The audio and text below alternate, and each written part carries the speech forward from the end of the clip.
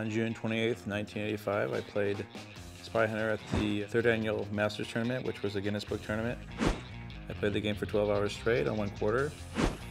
I found out later on that it was good enough for the Guinness Book, and I was published. The game was, just fascinating. Everybody there was crowds around it. That was one game that I was drawn to. I think it just allowed things to be faster. It allowed to experiment, putting guns and other such things on cars. SpyHunter was definitely one of the most challenging video games. For starters, I think you only had about 3 men for 25 cents.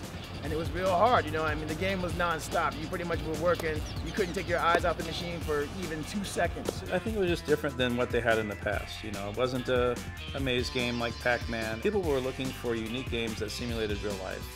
And this was one of them that did that very well.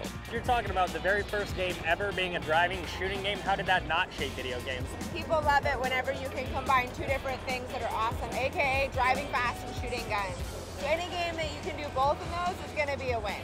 You have to develop patterns and strategies for the enemies, and you have to find out their characteristics and break it down. And it was a thinking game. The game design was simple and easy to learn, but hard to master.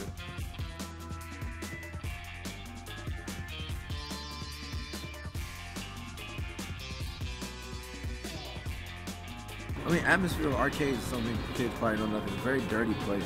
It's kind of like a nightclub for kids. All the girls were there, all the guys were there. If you weren't in the arcade, you're kind of a square, you were a superstar if you were good at a game.